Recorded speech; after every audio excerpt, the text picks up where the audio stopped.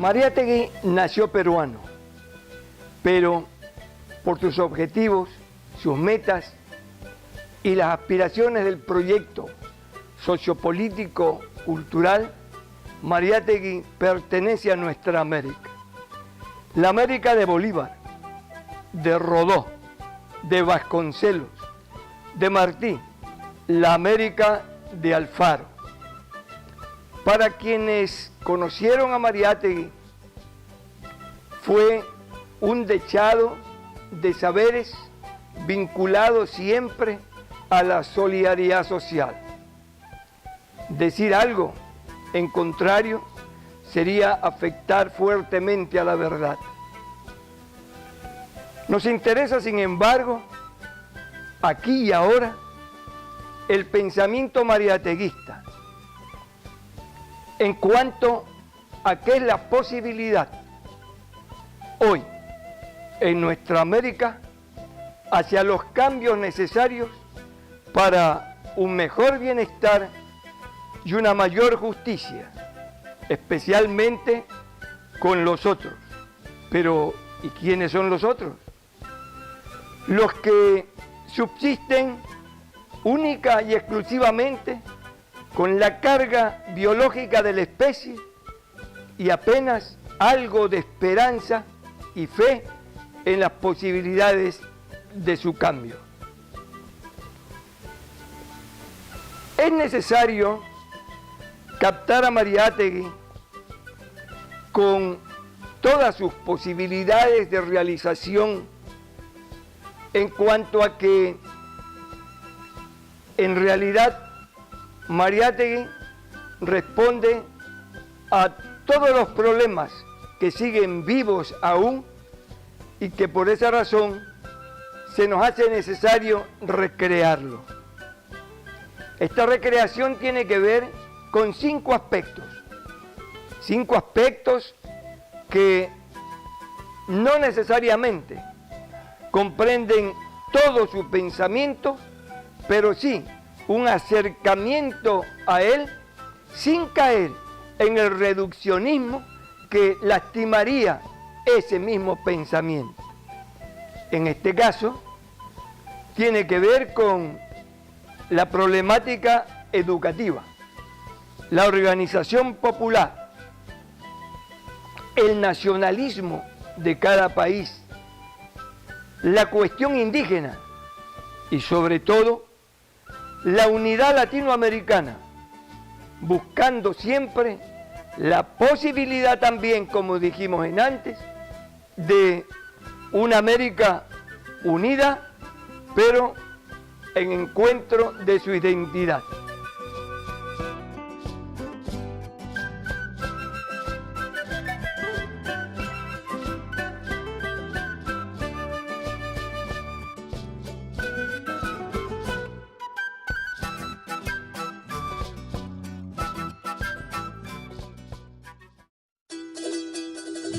La cuestión indígena fue uno de los temas de mayor preocupación en Mariátegui.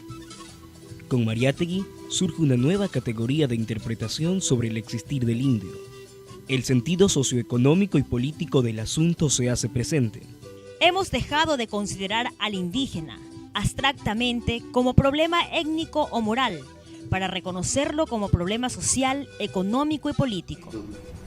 Estamos hablando de una población que siempre ha superado el 80% de la población peruana, pero lamentablemente la política y las condiciones económicas en las cuales se le ha entablado prácticamente no reconocen su condición de dignidad como persona, como labrador, como trabajador, como el auténtico ente social sobre el cual se sustentó el crecimiento de la nación peruana. Y ello lo digo porque su aporte no solamente a lo largo de la historia es haber sido partícipe de la creación de cultura pre-inca e inca, sino que a lo largo del siglo XX, que es fundamentalmente el pensamiento de Mariátegui, lo ubica en condiciones eminentemente marginales. Mariátegui trata de rescatar en su pensamiento lo valioso que es y fue el campesinado peruano. Lamentablemente, las leyes jamás les favorecieron y aún los procesos de reforma agraria que alguna vez se plantearon a su favor, 25, 30, 40 años después, lamentablemente su condición no ha cambiado. No es propietario de ninguna tierra y las pocas organizaciones que él fue partícipe prácticamente se encuentran desintegradas. Antes que Mariátegui, estudiosos como Hildebrando Castro Pozo y Manuel González Prada habían dedicado un marcado interés en la reivindicación indígena. Pero es Mariátegui quien desde una perspectiva diferente aclara dicha reivindicación, en tanto la libertad del indio en función de su derecho a la tierra. Es que considerar el asunto indígena siguiendo la reflexión de Mariátegui, solo en el plano filosófico o cultural, no resuelve el meollo del problema. La tierra es base del desarrollo agrario y la sociedad agraria es la vida misma del indio. Este problema que denuncia Mariátegui en su tiempo, hace cerca de una centuria, sigue afectando tanto a Perú como al resto de Latinoamérica. El indígena ha estado efectivamente marginado por mucho tiempo durante los años de la colonia, obviamente. Pero parece ser que por el análisis de Mariátegui se han tomado medidas en los últimos 50 o 60 años para atender la cuestión indígena en el Perú, por lo menos. De alguna manera, el campesinado o la población de orígenes peruanas fueron favorecidas por la reforma agraria porque se les dio la propiedad de la tierra. Naturalmente, y aquí creo que en mi perspectiva de educador pienso, faltó educación. Se ha distorsionado porque no se ha llevado, no se ha atacado el problema con educación, ni se ha sabido orientar. No hay una política de orientación para superar la crisis indígena. Millones de indígenas aún esperan una solución, enfrentados en una lucha que busca liquidar definitivamente la miseria global en que subsisten. ¿Cuántos hay en esta espera? ¿En dónde? ¿Y qué significa?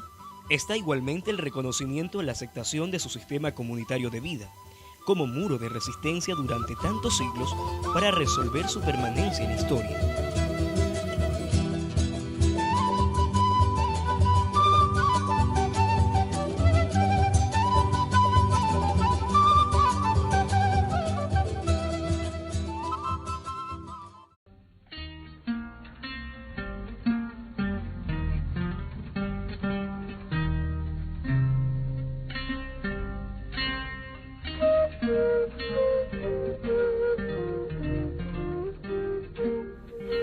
Pero la educación era para Mariátegui mucho más que aprender cosas. La educación entrañaba, antes que nada, valores socioculturales para hacer de cada educando un ciudadano libre y con esa libertad promover una amplia solidaridad y justicia para los más vulnerables.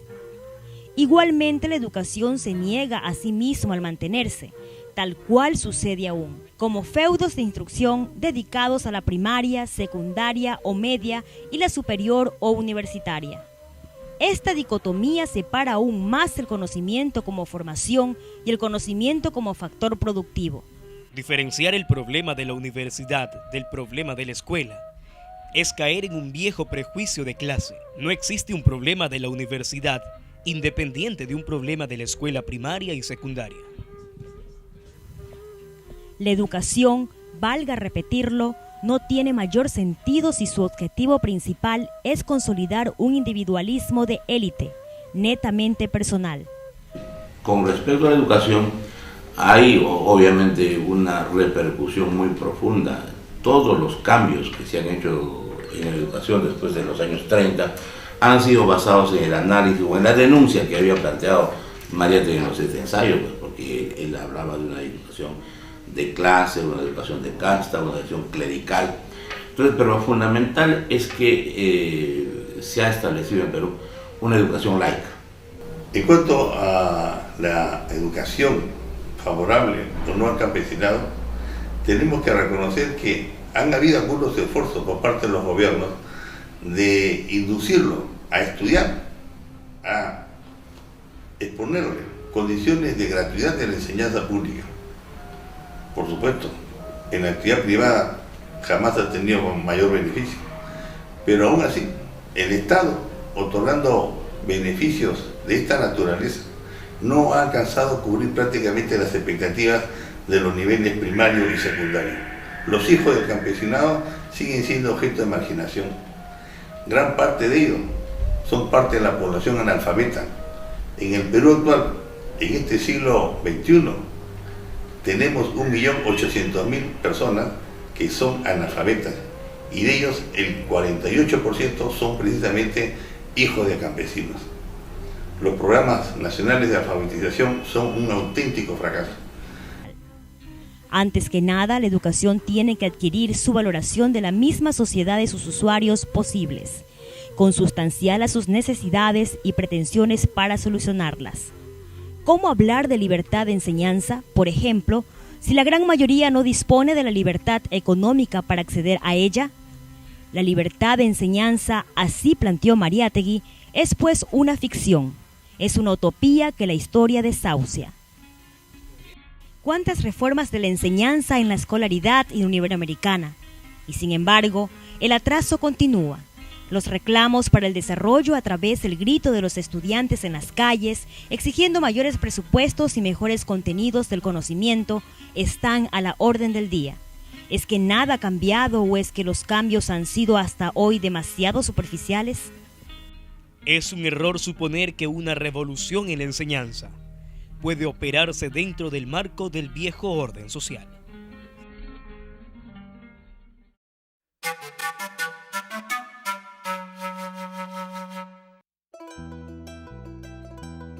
Sin organización no es posible confrontar a algo en busca de beneficio positivo, pero solo estar pendiente de la remuneración, el buen trato y las vacaciones no hacen de un trabajador una llama viva de lucha para obtener su liberación social.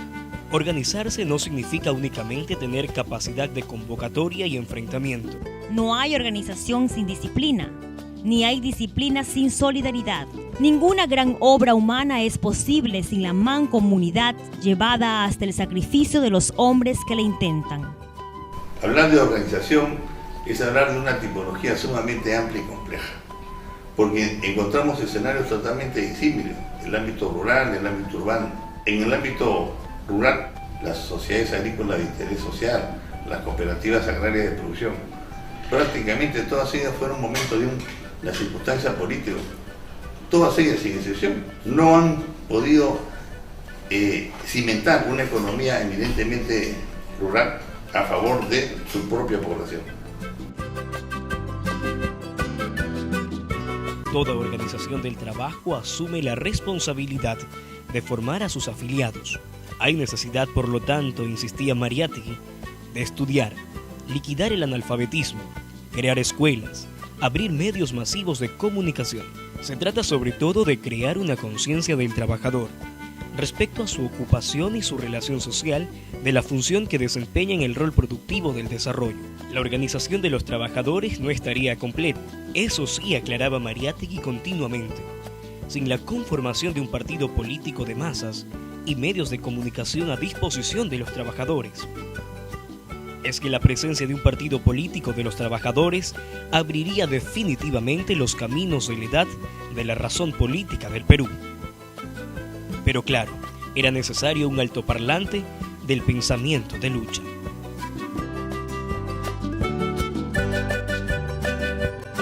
No propició, sin embargo, la proyección de un periodismo doctrinario en exclusividad. Al crear la revista Amauta en 1926, culmina su gestión de entregar al Perú un órgano político, sí, pero de amplias perspectivas. Sin embargo, 2 años después, en firme militancia de su acción política, Mariátegui completa y refuerza su trabajo, iniciado en Amauta, al fundar un periódico de alcance netamente popular. Labor no es un órgano de categoría o de grupo, sino un órgano de clase.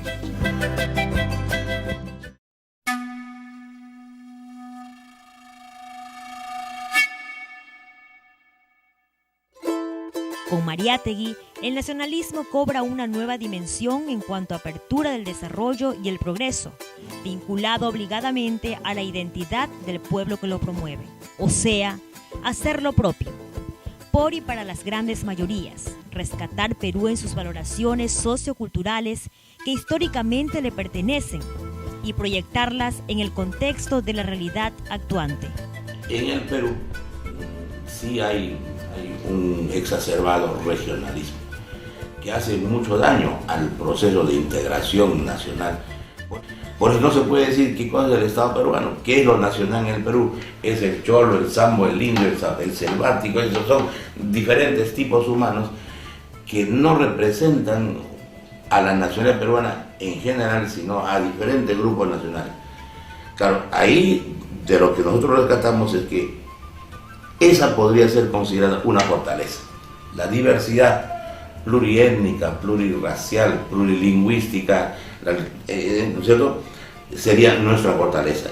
Y tendríamos que reconocernos como tales, como un país plurilingüe, pluriétnico, pluricultural, incluso pluriregional. Más allá de Machu Picchu, la Amazonía y grandes centros de desarrollo, el Perú es un país que está integrado precisamente por su historia, su cultura, y lo que nos falta a nosotros es cimentar justamente una ideología educativa que sea realmente de progreso, de desarrollo, de unidad, de equilibrio. Lo que hay que hacer es bajar un poco el tono de ese discurso regionalista para procurar entendernos como país y lograr pues el sueño de Mariátegui, ¿no? El Perú hay que peruanizar. Eso está vigente, es una tarea por hacer. Esto de peruanizar Perú es todo un proyecto que por sus dimensiones y cualidades implica muchos aspectos sociales, políticos, culturales, económicos, científicos. Peruanizar Perú significó claramente para Mariátegui descolonizar el país, el Estado, la nación y establecer su desarrollo, pero a buen recaudo de toda política aventurera externa. Estamos muy distantes de un nacionalismo declamatorio y retórico. No basta hablar de peruanidad, hay que estudiar y definir la realidad peruana.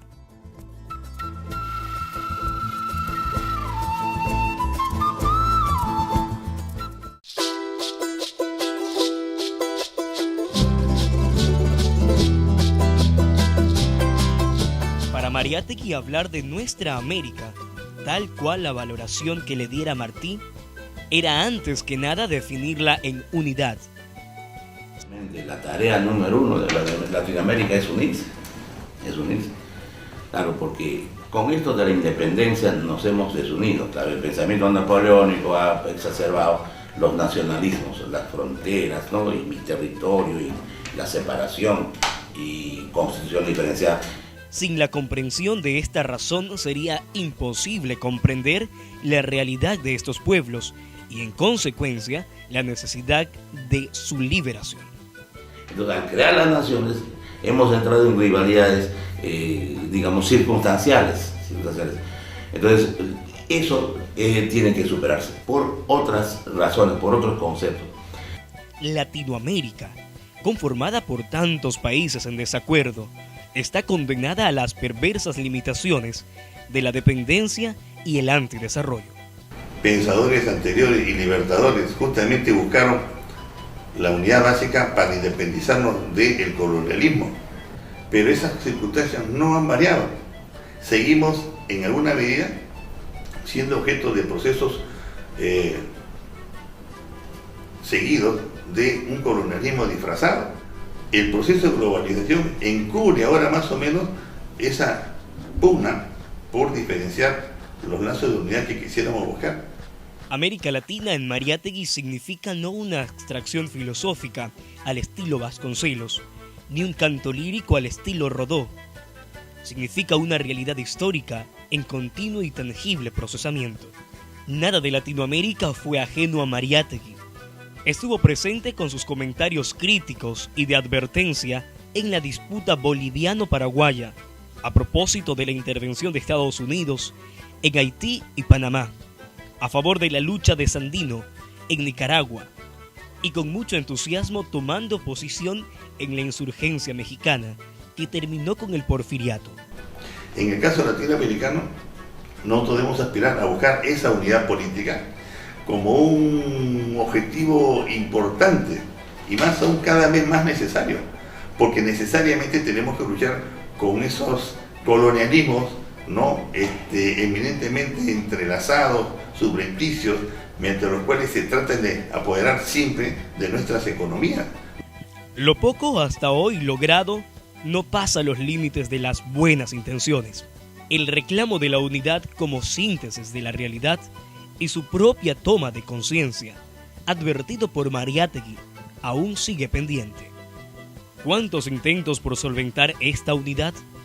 Desde el río Bravo a la Patagonia y desde hace más de 100 años, convenios, comisiones, conferencias, congresos, pretendiendo relaciones sectoriales, regionales, geográficas, han producido más que nada discursos, discursos. Por eso la urgencia de volver sobre Latinoamérica, con el afán de un nuevo y último descubrimiento. América Latina debe ser descubierta por fin por sus propios hijos, para que obtenga con sus propias valoraciones su contenido propio de nacionalidad continental. Los brindis pacatos de la diplomacia no unirán a estos pueblos, los unirán en el porvenir, los votos históricos de las muchedumbres. Tal cual dejamos indicado, la obra de Mariátegui, recreada dentro de las condiciones de esta América nuestra hoy, indudablemente que tiene que haberse conseguido eso de comprender algo de su problemática y de esa manera ayudarnos a crear esta nueva América que necesitamos tanto hoy todos los pueblos que la integran. Valga entonces la pena insistir en que Mariátegui, desde ese punto de vista, es aún actualidad viva. Tanto así que podríamos decir sin equivocarnos que el pensamiento mariateguista es fuente rediviva para de nuevo empezar una forma nueva también de encontrar por fin la identidad de nuestros pueblos en la identidad de nuestra América.